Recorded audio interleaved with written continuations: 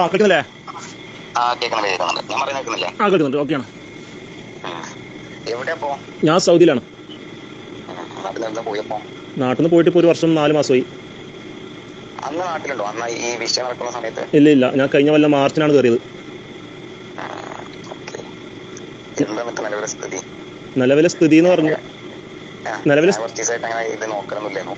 ഇപ്പൊ ഇന്നലെ ജോസമാഷിന്റെ വീഡിയോ വൈറലായി കണ്ടപ്പോഴാണ് പേജിൽ ഇങ്ങനെ പോസ്റ്റ് കണ്ടേ. പിന്നെ അതിന്റെ നമ്പർ ഇല്ലായിരുന്നു. അപ്പൊ അങ്ങനെ ഫേസ്ബുക്കിൽ മെസ്സേജ്. നീ ഫ്രണ്ട് ലിസ്റ്റിലുള്ളത് ഞാൻ ഓർത്തിട്ടില്ല. നിലവിലെ സ്ഥിതി എന്ന് പറഞ്ഞാൽ ഹൈദറിനെ അടപടലം പൂട്ടിയിരിക്കും. അല്ല, അത് ഏറെക്കുറെ തീരുമാനമായില്ലേ?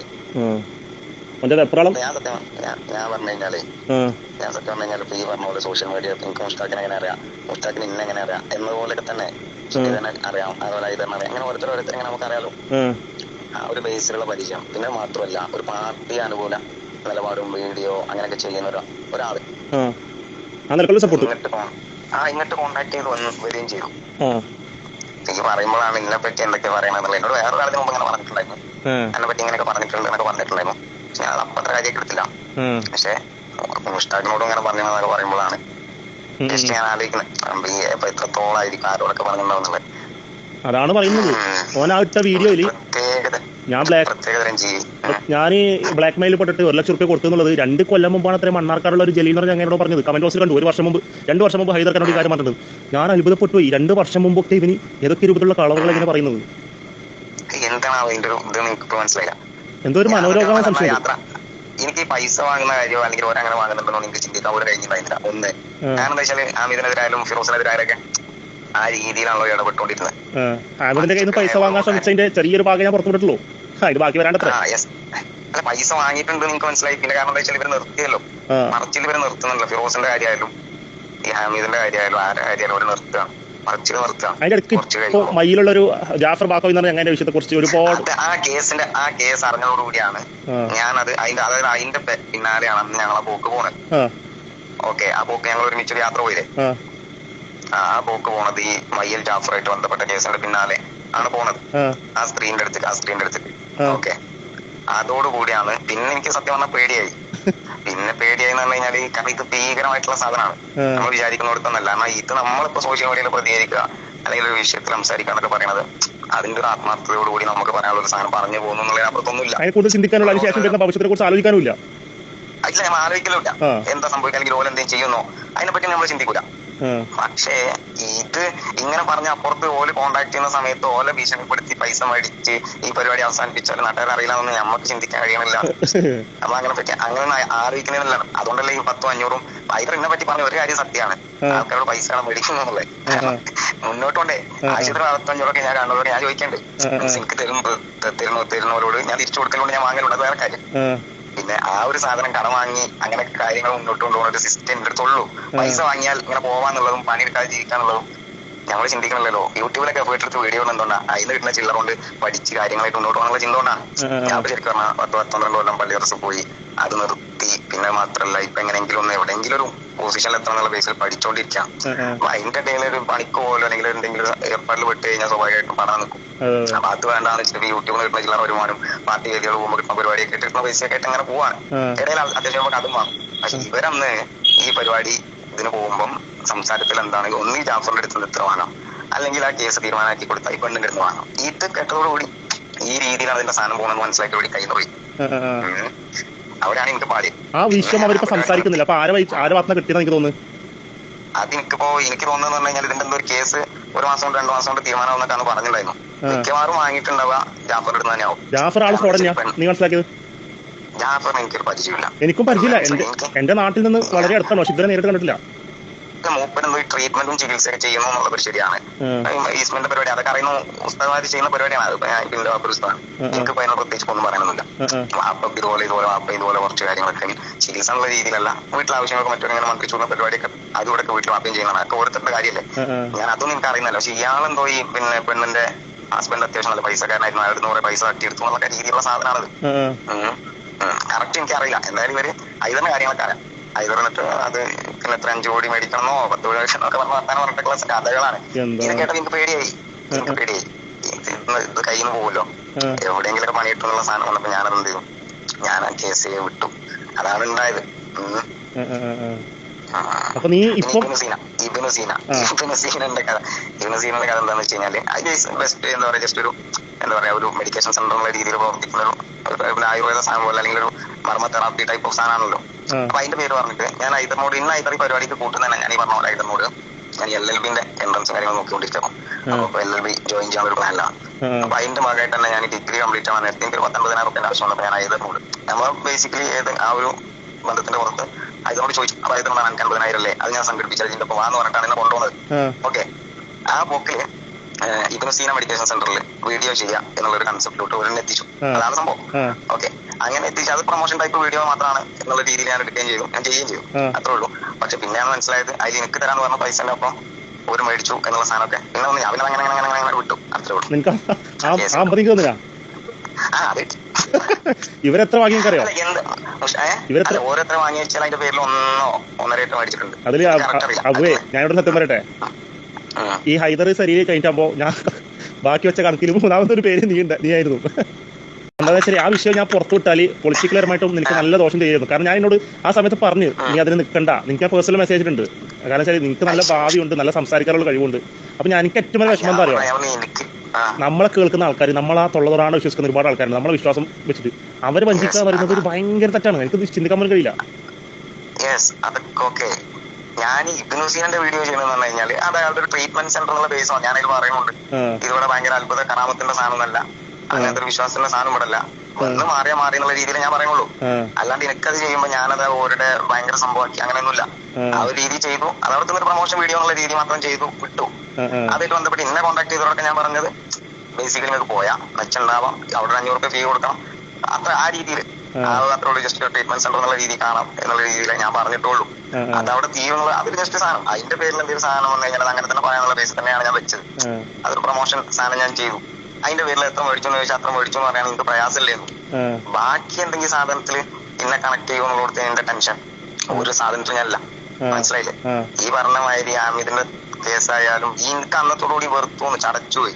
പിന്നെ നമ്മൾ പാർട്ടീനെ പൂർണ്ണ ഇന്നെങ്ങനെയാണോ ഇന്നങ്ങോട്ട് തിരിക്കുകയാണ് എന്ന് പറയുന്ന സാധനം അല്ലേ കൂടി കൂട്ടിയാൽ നമുക്ക് ഇതിനകത്ത് വേറെ രീതിയിൽ ഇടപെടാം, നമുക്ക് ഭയങ്കര സംഭവമാക്കാം. അതായത് ഇവൻ വിചാരിക്കുന്നത് ഈ ഓൺലൈനിൽ കുറച്ച് ഹാൻഡുള്ള കുറച്ച് ആൾക്കാർ പിടിച്ചിട്ട് ഒരു ഗ്യാങ് ഉണ്ടാക്കിയിട്ട് ആ ഗ്യാങ് കൂട്ടമായിട്ട് പല രൂപത്തിലും പ്രവർത്തിക്കുക. ഈ ഗ്യാങ്ങിന് ഒരു ഹെഡ് ഉണ്ട്, ഈ ഗ്യാങ്ങിന് മറ്റൊരു ഹെഡ് ഉണ്ടോ? ഇല്ല, ഹൈദർ തന്നെയാണ് ഇത് കൈകാര്യം ചെയ്യുന്നത്. ഞാൻ കാര്യം ചോദിക്കട്ടെ, നമ്മളെ തമ്മിൽ സ്വകാര്യത സംഭാഷണമാണ്, മനസ്സിലാച്ചാൽ മതി. ഈ ഹൈദറും സലീലും ഇവന് ഈ കാസർഗോഡ് ഹാമിദിന്റെ ഒരു വീട്ടിലേക്ക് പോയിട്ടില്ലേ? ആ സമയത്ത് കൂടെ വേറെ ആരുണ്ടായിരുന്നു എനിക്കറിയോ? ഞാൻ സത്യം പറഞ്ഞാൽ അന്നോലെ പോയതിന്റെ ശേഷം വിഷയൊക്കെ അറിയണം. ഈ ഒരു ഗ്യാപ്പില്ലേ, ഓരോ പൈസ വാങ്ങിക്കൊണ്ടിരുന്ന ഒരു ഗ്യാപ്പില്ലേ, തവനൂർ ഇലക്ഷൻ കഴിഞ്ഞ് പോയില്ലേ? തവനൂർ ഇലക്ഷൻ കഴിഞ്ഞ് പോയ സമയത്ത് സലീലിനെ ശരിക്കും പറഞ്ഞാൽ സലീലിന് ബാഡ് ഇമേജ് വന്നു. അപ്പൊ അന്ന് അവിടുന്ന് കേട്ടി പറഞ്ഞു, പിന്നെ അഫ്സലും ഇവരെല്ലാരും കൂടെ പറഞ്ഞിട്ട് അബൂനെ മാത്രം അവിടെ നിർത്തിയാൽ മതി, ഹൈദറിനെയും സലീലിനെയും അവിടുന്ന് പറഞ്ഞേക്കണം, ഇലക്ഷന്റെ ഭാഗമായിട്ട് നിർത്തി കഴിഞ്ഞാൽ നമുക്ക് ബാഡ് ഇമേജ് നെഗറ്റീവ് ഇമേജ് ഉണ്ടാകും എന്നൊരു സാധനം വന്നു. ഞാൻ പിന്നീട് ഒറ്റ അഫ്സൽ പാണക്കാടിനെ പറ്റി ഒരു ദിവസം ഹൈദറിനോട് പറഞ്ഞു മൈരനാണ് അങ്ങനെയാണ് ഇങ്ങനെ മറ്റു ഭാഷ നോക്കുക. ഞാൻ അഫ്സൽ വൈഫിന്റെ വീട് പോയിരുന്നു. അവർക്ക് ഹൈദർ വന്നിട്ടുണ്ടായിരുന്നു. ഓരോ സ്ഥലത്തും ഓരോ വർത്താനാണ്. അതുകൊട്ടെ എന്തായാലും അഫ്സലിനെ ഇവരെ പറ്റി സോഷ്യൽ മീഡിയയിൽ കുറച്ച് കാര്യങ്ങളോട് അഫ്സൽ പറഞ്ഞിട്ടുണ്ട്. സോഷ്യൽ മീഡിയ ഇങ്ങനെ ഭാഗമായിട്ട് നിൽക്കുമ്പോൾ തന്നെ ഹൈദറിനെയും സലീലിനെയും മാറ്റണം, ഓലെ നിർത്തരുത്. പിന്നെ ആക്കിയും പറയുന്നു വരുന്നു ഓലെ 3 ആൾക്കാരെ അവിടെ നിന്ന് മാറ്റണം, മാറ്റിയില്ലെങ്കിൽ നമുക്ക് പണിയാവും. പിന്നെ ഇന്ന് ഞാൻ സ്വാഭാവികമായിട്ടും ആ ഘട്ടത്തിലും പ്രസംഗിച്ച് നടക്കുന്ന ഒരു ഗ്യാപ്പല്ല, ഇവരെ കൂടെ നടക്കുന്ന ആളെന്നല്ലല്ലോ. അപ്പൊ അന്ന് എന്നോട് എന്ത് ചെയ്യും, അബൂനെ നിർത്തിയാൽ മതി എന്നുള്ള കൺസെപ്റ്റിൽ വന്നൂര്. ഞാൻ പിന്നെ പ്രസംഗിക്കാൻ പറ്റും പോയി. അന്ന് ശരിക്കും സ്പ്ലിറ്റ് ആയി. അതിന്റെ ശേഷം ഇവര് ചെയ്തുകൊണ്ടിരുന്ന സാധനങ്ങളെ പറ്റി എനിക്ക് വലിയ ധാരണയൊന്നുമില്ല. പക്ഷെ എന്നാലും ഇങ്ങനെ ഇടയ്ക്ക് ഇങ്ങനെ ഫോണിൽ വിളിക്കും, അവിടെ എന്തെങ്കിലും ആവശ്യമുണ്ട്, ഇവിടെ എന്തെങ്കിലും ആവശ്യമുണ്ട് പറഞ്ഞിട്ട് ഇങ്ങനെ വിളിക്കും. ഞാൻ ഇതിന്റെ അടുത്ത് നമ്മളെ PV അൻവർക്കാരെ പേജിൽ ഒരു മെസ്സഞ്ചറിൽ ഒരു മെസ്സേജ് അയച്ചിരുന്നു, കോൺടാക്ട് ചെയ്യാൻ വഴിയുണ്ടോ, ഇവരെ കുറിച്ച് അറിയിക്കാനായിരുന്നു. കാരണം PV അൻവറിന്റെ റൂമിൽ പോയതും മുമ്പ് PV അൻവറിനെ കണ്ടതും ഈ ഫിറോസിന്റെ വിഷയത്തിൽ ആ സമയത്ത് ഓഫീസിൽ നിന്നുള്ള ഫോട്ടോ ഒക്കെ എനിക്ക് അയച്ചിരുന്നു. ഇതെങ്ങനെയെങ്കിലും പൊളിറ്റിക്കൽ തലത്തിൽ KT അല്ലെങ്കിൽ PV അറിയിക്കണം എന്നുള്ള ഒരു താല്പര്യം എനിക്കുണ്ട്. അത് നടക്കില്ലെന്ന് അറിയില്ല. അതൊക്കെ അറിയിക്കാം. പക്ഷെ എന്താ പറയുക, ഇത് PV അൻവറിനോട് എന്താ വെച്ചാൽ ഇത് പറയുമ്പോൾ അപ്പുറത്തോ ഈ ചങ്ങായി ഇവരോടൊക്കെ നമ്മളെ പറ്റി എന്നൊക്കെ പറഞ്ഞു വെച്ചിട്ടുണ്ടാവും എന്നുള്ളത് ആലോചിച്ചാൽ മാത്രം. അതാണ് ഇനി പേടിക്കേണ്ടത്. കാരണം വെച്ചാല് അങ്ങനെ വിഷയമുണ്ട്. ഹൈദറിന്റെ ഒരു പ്രശ്നം അതാണ് ഞാൻ മനസ്സിലാക്കിയിട്ടുണ്ട്. PV അൻവറിന്റെ അടുത്ത് KTന്റെ അടുത്തൊക്കെ പോയിട്ട് എന്തൊക്കെ പറഞ്ഞിട്ടുണ്ടാവും എന്നുള്ളത് ഒരു ഐഡിയ ഇല്ല. പക്ഷെ KTനോട് നമുക്ക് പറയാം, KT ഇപ്പോഴും കോൺടാക്ട് ഉണ്ട്, കണക്ഷൻ ഉണ്ട്. PV അൻവറിനെ കോൺടാക്ട് ചെയ്യാനാണ് ചെറിയൊരു പ്രയാസം. ഒന്നാമത് ഇവിടെ എറണാകുളം മണ്ഡലത്തിലായിട്ട് ബന്ധപ്പെട്ട് CPI CPM പ്രശ്നമായിട്ട് ബന്ധപ്പെട്ട് ചെറിയ പ്രശ്നം മുമ്പത്തെ ഇലക്ഷൻ ഒക്കെ ബന്ധപ്പെട്ടൊക്കെ പാർട്ടിക്കാരായിട്ടുണ്ട്. ഈ യാത്രയ്ക്കിടയിൽ ഈ ഗ്രൂപ്പ് ഞാൻ സംസാരിക്കുമ്പോഴൊക്കെ എന്നെ കുറിച്ച് എന്താ ഇവർ പറയുന്നത്? പറയാൻ ബുദ്ധിമുട്ടുണ്ടെങ്കിൽ പറയണ്ട. ഇല്ല, ഇവർ പറയുന്നത് എന്താ വെച്ച് കഴിഞ്ഞാൽ ജസ്റ്റ് ഇത്രേ ഉള്ളൂ, വെറുതെ പരിഹസിക്കടാ, വെറുതെ ഒരു കണ്ണാപ്പിയാണ് കുട്ടാപ്പിയാണ് പാൽക്കുപ്പി എന്നല്ല പറയുന്നത്. കാരണം പാൽക്കുപ്പിക്കാരാണെന്ന് ആ രീതിയിൽ ഇങ്ങനെ പറയാ. ഞാൻ പൊതുവെ പറഞ്ഞ മാതിരി ഈ വീഡിയോ ചെയ്തു പോകുന്നതിന്റെ പഠന കാര്യങ്ങൾ അതിന്റെ കൂട്ടത്തിൽ ഒരു കണക്റ്റഡ് ആവുന്നു. പക്ഷെ ഇവർ ഇമാതിരി നാറികളാണെന്ന് പിന്നെ മനസ്സിലാവുന്നത്. അത് അത്ര ഭീകരമായിട്ടുണ്ട് മനസ്സിലാവുന്നത് ആ യാത്രയാണ്. ആ യാത്രയോടുകൂടി പിന്നെ അത് പൂർണ്ണമായിട്ട് എൻഡുമാണ്. അതിന്റെ ശേഷം പിന്നെ ആ കണക്ഷനും ഇല്ല, വഴിക്ക് പോയിട്ടില്ല. എനിക്ക് തോന്നിയത് ഏറ്റവും ഫ്രോഡ് ഹൈദർ സലീല. ഏറ്റവും ഫ്രോഡ് സലീലാണ്. ഹൈദറിനെ ഈ വഴിക്ക് ആക്കിയത് സലീലാണ്. എന്താ വെച്ചാല് അന്നത്തെ യാത്രയിൽ ഇവര് ഞാൻ നോർമലി നമ്മുടെ രഹസ്യ സംഭാഷണത്തിന്റെ ഇടയിൽ പറയാനാണ് എനിക്കിതൊക്കെ പറയുമ്പോൾ നല്ല പേടി എന്താ വെച്ചാല് ഞാൻ പൊതുവെ ഇങ്ങനെ ഒരാളെ പറ്റി ഓല് ചെയ്തൊരു തെറ്റ് പറയുമ്പോൾ നമുക്കൊരു സങ്കടം ഉണ്ട്. അത്രേ ഉള്ളൂ. നമ്മൾ രണ്ടുപേരും മനസ്സിലാക്കേണ്ട ഒരു കാര്യങ്ങളായത് മാത്രമാണ് നമ്മൾ ഞാൻ സംസാരിക്കുന്നത്. അല്ല, അത്രേ ഉള്ളൂ. നമ്മൾ ഇതൊരു സാധനം മനസ്സിലാക്കാനുള്ളൂ. അന്ന് ഇവര് ഞാൻ പൊതുവെ ഈ പിന്നെ പറ്റി കഞ്ചാവടി കുറിച്ച് പറഞ്ഞല്ലോ, സിഗരറ്റ് നന്നായിട്ട് വലിക്കും. പിന്നെ അന്ന് ഇവര് സ്വാഭാവികമായിട്ടും ഈ ഉപയോഗിച്ച് ഞാൻ അന്ന് ശരിക്കും അക്കിളി പോയി. ഇവരിങ്ങനെ ഈ ഒരു സാധനം ഉപയോഗിക്കുന്നു എന്നൊക്കെ പറഞ്ഞത് അറിയണത് എന്നെ സംബന്ധിച്ചിടത്തോളം എനിക്ക് ഒരു നിലക്കും ആക്സെപ്റ്റ് ചെയ്യാൻ പറ്റാത്ത സാധനം. രണ്ടാളും അതുകൊണ്ടാണ് അന്നത്തെ യാത്രയിൽ ഒരുപാട് കാര്യങ്ങൾ പുറത്തു വന്നത്. ഒരു സത്യം പറഞ്ഞാൽ ഉറങ്ങാതെ ഇരുന്ന് വണ്ടി ഡ്രൈവ് ചെയ്ത് 2-3 ദിവസത്തെ യാത്രയാണ്. ഉറങ്ങാതെ ഇരുന്ന് വണ്ടി ഡ്രൈവ് ചെയ്ത് ഞാൻ ബാക്കിൽ സീറ്റിൽ ഉറങ്ങുന്ന പോലെ നിന്ന്. പക്ഷെ ഇവരിങ്ങനെ പറയുന്ന കാര്യങ്ങളൊക്കെ കേട്ടോണ്ടിരുന്നു എന്നുള്ളതാണ്. എന്തായാലും ഹക്കീം എന്നൂരിനെ പൊക്കിക്കൊണ്ടുവന്നത് സോഷ്യൽ മീഡിയയിൽ അങ്ങനെ ഒരു ക്യാരക്ടർ ഉണ്ടാക്കി കൊണ്ടുവന്നതുമായിട്ട് പിന്നെ പ്രവർത്തിച്ചതും അതിന്റെ ടോട്ടൽ മാർക്കറ്റിംഗ് സംവിധാനം ചെയ്തതും സലീലാണ്. റൈഹന്റെ കാര്യം അതേപോലെയാണ്, അത് പൂർണ്ണമായിട്ട് സലീലാണ്. പിന്നെ മാത്രല്ല ഈ ഹൈദറിനെ തന്നെ ഈ ഒരു മെന്റാലിറ്റിയിലേക്ക് കൊണ്ടുവന്ന് പൈസ വാങ്ങുന്ന സംവിധാനത്തിലൂടെ എത്തിച്ച സലീലാവും എന്നാണ് എന്റെ ഒരു കാഴ്ചപ്പാട്. ഞാൻ മനസ്സിലാക്കുന്നത് അത് സലീലാക്കിയതാവും. കാരണം ഹൈദറിന് മെന്റാലിറ്റി ഉണ്ടായിട്ടുണ്ടാവാം, ഇല്ലാന്ന് ഞാൻ പറയുന്നില്ല. പക്ഷെ വേറെ കാര്യം മുമ്പേ, അതായത് 3-4 കൊല്ലം മുമ്പേ കാസർഗോഡ് ബേസ്ഡായിട്ടുള്ള ഒരു പ്രശ്നത്തിൽ പോലും ഹൈദർ പൈസ വാങ്ങിയിട്ടുണ്ടെന്നുള്ളത് എനിക്ക് പുതിയ റിപ്പോർട്ടിന്റെ അടുത്ത് കിട്ടിയും. അല്ല, ഹൈദർ ചില്ലറ വാങ്ങുന്നുണ്ടാവാം. ചെറിയ ചെറിയ പരിപാടികൾ ഹൈദർ ചിലപ്പോൾ നടത്തി പോന്നിട്ടുണ്ടാവും. പക്ഷെ അതൊരു ആകെ സോഷ്യൽ മീഡിയയിലൂടെ ഭയങ്കര പബ്ലിസിറ്റി കൊടുത്ത് പണി കൊടുത്ത് വാങ്ങുന്ന ഒരു സിസ്റ്റം ചിലപ്പം ഹൈദറിൽ എത്തിച്ചവനാവും. ശരി, അങ്ങനത്തെ ഒരു ഭയങ്കര ഒരു കുബുദ്ധി ടൈപ്പ് സാധനമാണെന്ന് മനസ്സിലായി. പിന്നെ അന്നത്തെ മനസ്സിലായ വേറൊരു സാധനം, ഫിറോസിന്റെ ആളുകളായിട്ട് ഇപ്പോൾ ഇവർക്ക് കോണ്ടാക്ട് ഉണ്ടെന്നും ഇവർ പറയുന്ന കേസുകളായിട്ട് ബന്ധപ്പെട്ടുകൊണ്ട് പൈസ ഇവർ വാങ്ങി കൊടുക്കുന്ന രീതിയുണ്ട് എന്ന് പറഞ്ഞാൽ ഫിറോസ് ഇപ്പൊ എന്ത് ചെയ്യുന്നുണ്ട്, ഇവർ പറയുന്നത് ചെയ്തു കൊടുക്കുന്ന രീതിയുണ്ട് എന്നാണ് ഞാൻ മനസ്സിലാക്കി. വേറെ ഒന്ന് ഹാമിദിന്റെ കാര്യം ഇപ്പോൾ പൂർണ്ണമായിട്ട് വിട്ടിട്ടുണ്ട്. അറിയോ? എനിക്കറിയില്ല, അതാ ഞാൻ പറഞ്ഞത്. അതിനോട് അന്ന് ഒരു പക്ഷെ അതിന്റെ എൻഡോ പൈസ വാങ്ങുന്ന സ്ഥിതിയൊക്കെ ആവും. അതിനെ പറ്റി വല്ലാതെ സംസാരം വന്നിട്ടില്ല. അതൊക്കെയാണ് അതിന്റെ ഒരു സാധനം. പക്ഷെ പറയാം, എന്ത് കൂടെ നടക്കുന്ന ആളുകളെ പറ്റിച്ച് അവർക്ക് പണി കൊടുത്ത് ആ ഒരു രീതിയിൽ അത് ആ കൂട്ടത്തിലൊക്കെ എന്ത് ചെയ്യാം ഒരുപാട് ആളുകളുണ്ട്. പിന്നെ പാർട്ടിക്കാരാണെന്ന് പറഞ്ഞാൽ അത് പ്രത്യേകം പറയണം. പാർട്ടിക്കാരാണ്, CPM-ന്റെ ആളുകളാണ്, DYFIന്റെ ആളുകളാണ്, സഖാക്കള പരിപാടി. ഞാൻ അത്രയധികം പേരോട് അടുക്കുന്നതിന്റെ 2 കാരണം, ഒന്ന് താവനൂർ ഇലക്ഷനും, 2 പാർട്ടി സമ്മേളനമാണ്, പാർട്ടി കോൺഗ്രസ് കണ്ണൂർ. സലീലൊക്കെ ശരിക്കും അതിവിദഗ്ധനായിട്ടുള്ള കളനാണ്. എങ്ങനെ എവിടെ പിടിക്കണം എന്ന് അറിയാം. അതായത് സപ്പോർട്ട് കുടുങ്ങുമ്പോ പിന്തുണ ഏത് ഭാഗത്തുനിന്ന് ഉറപ്പിക്കണം, ഇവിടുന്ന് കിട്ടണം. നല്ല ഒന്നാന്തരം പിന്നെ ഓന്റെ ക്രിമിനൽ മൈൻഡാണ്, പുരോഗമന സാധനം ഇതൊക്കെ പറഞ്ഞിതാക്കുമ്പോഴും വീഡിയോ ഒക്കെ ആളുകളെ ഭയങ്കരമായിട്ട് എന്തോ കാണിക്കുന്ന പോലെ. അതിന്റെ കുട്ടൻസ് ഞാൻ പറഞ്ഞതാ, ഇവനെതിരെ ഞാൻ 2 വീഡിയോ ചെയ്തു. ആ സമയത്ത് ഓന്റെ കമന്റ് ബോക്സിൽ പൊങ്കാലിയായിരുന്നു, അല്ല ഫുൾ സപ്പോർട്ട് എനിക്കും. ആ സമയത്ത് ഇവനെന്താക്കി കളമാറ്റി ചോട്ടി വേഗം എന്താക്കി സംഖ്യനെ എടുത്തിട്ട് വീഡിയോ എടുത്ത്.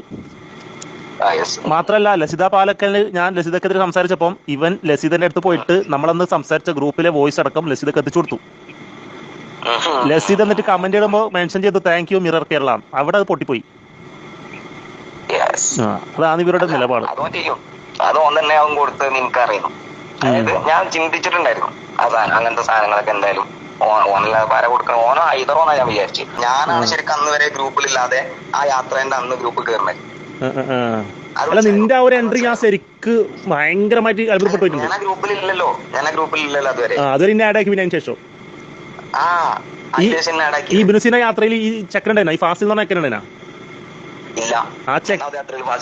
ആ ഫാസിൽ എനിക്ക് മെസ്സേജ് അയച്ചിട്ട് എന്നോട് പറഞ്ഞിട്ട് എടുക്ക് എനിക്ക് തെറ്റുപറ്റിപ്പോയതാണ്, ഞാൻ നിങ്ങൾ പറഞ്ഞപ്പോൾ ഇത്രത്തോളം ഞാൻ വിചാരിച്ചില്ല. എന്നോട് മാപ്പെല്ലാം പറഞ്ഞ് ആ വീഡിയോസ് ഒക്കെ ഡിലീറ്റ് ആക്കി. അല്ല ഞാൻ പിന്നെ അതൊന്നും മൈൻഡ് ചെയ്തില്ലല്ലോ. ഞാൻ എന്താ വെച്ചാല് അന്നത്തെ യാത്രയിലെ വണ്ടി ഇരിക്കുമ്പോഴേ വേറൊരു മാർഗം എനിക്കില്ലായിരുന്നു. വേറൊരു മാർഗം ഇല്ല എനിക്ക് അതിൽ വേറെ ഒന്നും പറയാനില്ല. കാറ്റിനനുസരിച്ച് തൂറ്റുക എന്ന ലെവലിലേക്ക് നിങ്ങൾക്ക് എത്തേണ്ടി വന്നു. അല്ല ഞാൻ എന്താ വെച്ചാല് കുടുങ്ങി പോകും. കുടുങ്ങി പോകുന്ന കഴിഞ്ഞാല് അതൊരു പേടി തന്നെയായിരുന്നു. ഞാൻ അന്നത്തെ യാത്ര കഴിഞ്ഞ് നാട്ടിലെത്തുക എന്ന് പറയുന്നത് എന്നെ സംബന്ധിച്ചിടത്തോളം വലിയ വിഷയമായിരുന്നു. നല്ല പേടിയായിരുന്നു. കാരണം എന്താ വെച്ചാൽ ക്രിമിനൽ മൈൻഡാണ്, എന്തും ചെയ്യും, ഒരു സംശയമില്ല എന്നുള്ള ആ രീതിയിലാണ് ഞാൻ അതിനെ കണ്ടത്. അപ്പൊ പിന്നെ ഓലിന്റെ പൊട്ടനായിട്ട് കൊണ്ടുപോയതിന്റെ പൊട്ടനായി കണ്ടിട്ടാന്നുള്ളത് അങ്ങനെയാണ് മനസ്സിലാക്കിയ.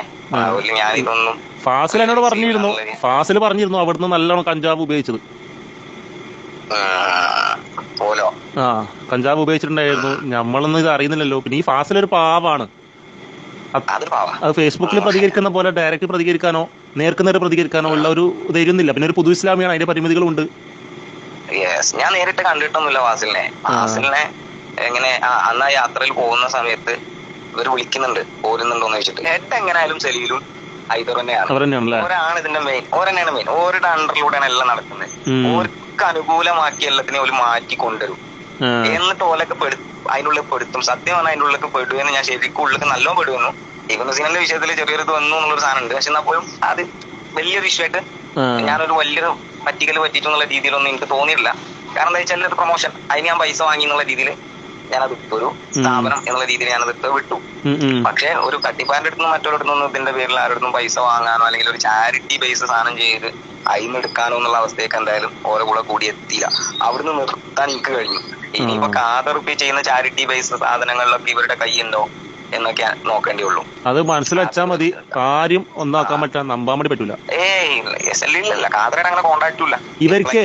അപ്പൊ ഇവർക്ക് വേണമെങ്കിൽ ഇവരെ ഇത്രത്തോളം പ്രതിസന്ധിയിലാക്കിയത് ഞാൻ മാത്രം ഈ കാലയളവിൽ ഇവര് ഏതൊക്കെ വിഷയത്തിൽ കൈവച്ചിട്ടുണ്ടോ ആ വിഷയത്തിലൊന്നും ഇവർക്ക് പരാജയം സംഭവിച്ചിട്ടില്ല. പക്ഷെ ഇവർക്ക് അഗേൻസ്റ്റ് ആയിട്ട് ഞാൻ വരാൻ തുടങ്ങിയോ അവിടെ മുതലാണ് ഇവർക്ക് ഒരു നെഗറ്റീവ് മാർക്ക് വരാൻ തുടങ്ങിയത്.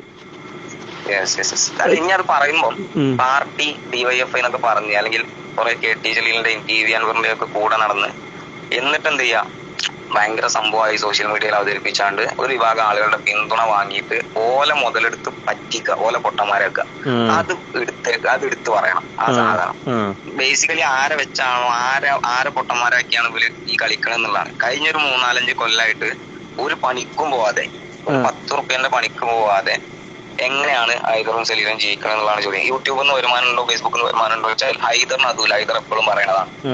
ഓക്കെ, ഇനി ഹൈദറിന് എന്തെങ്കിലും ബിസിനസ് ഉണ്ടെങ്കിൽ ആ ബിസിനസിന്റെ എന്തിന്റെങ്കിലും ബിസിനസിന്റെ രേഖ ഹൈദറിനോട് പുറത്തുവിടാൻ പറയണം. ഒരു ബിസിനസ്സോ ഒരു മാങ്ങണ്ടിയില്ല ഹൈദറിന്, ഒരു കോറിയില്ല, ഒരു തേങ്ങയില്ല, ഹൈദറിന് ഒരു അടുപ്പില്ല. അതാണ് അതിന്റെ സത്യം. ഹൈദർ കുറെ കാലം മറ്റേ ലോറി ഡ്രൈവർ ആയിട്ട് പോയിട്ടുണ്ടായിരുന്നു മറ്റേ ബിസിനസ്. പിന്നെ ലുലു അവിടെ യൂസഫ് അലിനോട് അതൊക്കെ ശരിക്കും എന്താ സംഭവിച്ചതെന്നൊന്നും ആർക്കും അറിയില്ല. ആ സമയത്ത് ഞാനും ഹൈദറും പരിചയമുണ്ട്. അല്ല അത് ശരിക്കും യൂസഫ് അലിന്റെ ഭാഗത്ത് അടി കിട്ടിയിട്ടുണ്ടോ? അടി കിട്ടിയിട്ടില്ല. ഇവൻ പറഞ്ഞ പോലെ അടി കിട്ടിയിട്ടൊന്നുമില്ല. അവിടെ അബുവേ ഞാൻ ഇവനെ മനസ്സിലാക്കി തുടങ്ങിയപ്പോഴാണോ ഫിറോസിനെതിരെ പ്രതികരിച്ച് തുടങ്ങിയ ശേഷം ഇവൻ യൂസഫ് അലിന്റെ കയ്യിൽ നിന്ന് അടി കിട്ടിയിട്ട് ഇവൻ ഇതൊക്കെ ആയിരുന്നു പറഞ്ഞിട്ട് മറുനാടിലൊരു വാർത്ത വന്നിരുന്നു.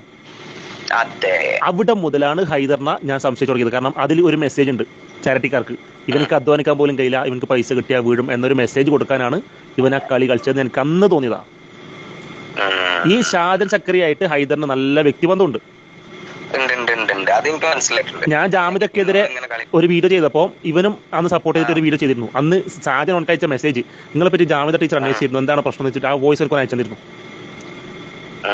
അതായത് ഇവർക്ക് സംഘികളെന്നോ ക്രിസംഘികളെന്നോ ഒന്നുമില്ല. ഇവർക്ക് ഇവരുടെ ആശയം, ഇവരുടെ പണം മാത്രം ലക്ഷ്യം. അത് എനിക്ക് മനസ്സിലായി. അത് പിന്നെ എനിക്ക് മനസ്സിലായിട്ടുണ്ട്. അതന്നെയാണ് ഇവന്റെ ഒരു സാധനം. അതേ പറഞ്ഞ ഹൈദറും സലീലും തന്നെയാണ് ഇതിന്റെ ഹെഡ്, വേറെ ഓരന്നെയാണ് കളിക്കുന്നത്.